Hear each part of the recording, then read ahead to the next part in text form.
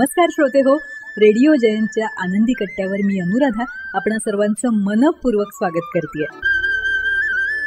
श्रोते हो, आजच्या आनंदी कट्ट्यावरून नीता चंद्रकांत कुलकर्णी यांनी मांडलेला एक फार सुंदर विचार तुमच्यापर्यंत पोहोचवते.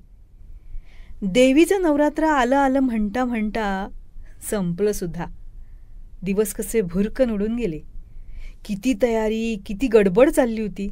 माती आणायची, सप्तधान्य पेरायचं आणि मग ती वर उगवून आलेली हिरवीगार लुसलुशीत पात, त्याचा अलवार स्पर्श, तो सुंदर असा सृजनाचा सोहळा डोळे भरून बघायचा.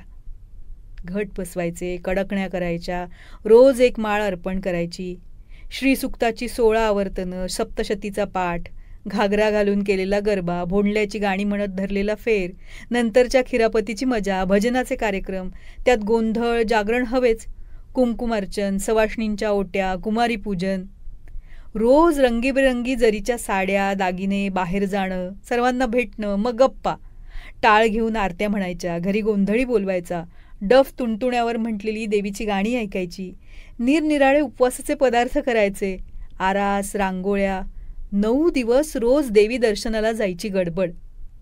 नवरात्रीची सांगता देवीला पूर्णावरणाचं नैवेद्य दाखवून. कसं भारल्यासारखं वातावरण असतं नाही. दसरा झाला आणि आज बघा कसं सगळं शांत शांत झालं. अगं लक्षात घे, नवरात्रीपुरतीच देवी आई आली होती का? ती जगज्जननी आहे. ती इथेच असते. प्रतिकात्मक रूपात इथल्या अनेक देवळात आपली वाट बघत उभीच असते ती. आपण त्या सणांपुरते, त्या दिवसापुरतं जातो तिच्याकडे. गर्दीत, गोंधळात, हारा फुलांच्या राशीत अर्धा 1 मिनिट गडबडीत आईला बघतो. आता एक करा, शांतपणे उद्या परवा जा तिच्याकडे. देऊळ रिकामं असेल, कुठलाही भपका नसेल, आई तिच्या नेहमीच्या रूपात समोर दिसेल. मग शांतपणे बसावं तिच्यासमोर. इतर वेळेस पण भेटावं ग देवी आईला, नवरात्र नसताना सुद्धा.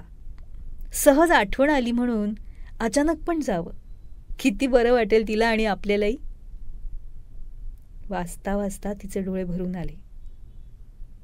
मध्यंतरी फोनवर आई पण हेच म्हणत होती, सवड काढून येत जा ग बाळा, बघावंच वाटतं तुला. वाट बघणाऱ्या आई, आजी, मावशी, काकू आहेत ना, तोपर्यंत भेटत जा त्यांना. खूप वेळा असं होतं की आपण आपल्याच विश्वात दंग राहतो आणि आईला तर गृहीतच धरतो. आपल्या वाढत्या पसाऱ्यात, संसारात, नोकरी करण्यात, अनेक उद्योगात, अगदी मित्रमैत्रिणींमध्ये सुद्धा हरवून जातो. काही वेळेस घरी जाऊन आईशी निवांत बोलणं असं होतच नाही. खरंच मनात शांतपणे याचा विचार करा. आईची तर तुमच्याकडनं कसलीही अपेक्षा नाही. तिला स्वतःसाठी काही नकोय. तुमचे 2 हात गळ्यात पडले आणि तिच्या मिठीत सामावलं की ती तृप्त असते.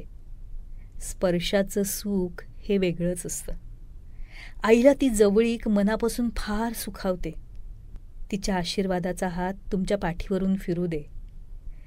मनातल्या सुखदुःखाच्या गोष्टी तिला बोलायच्या असतात.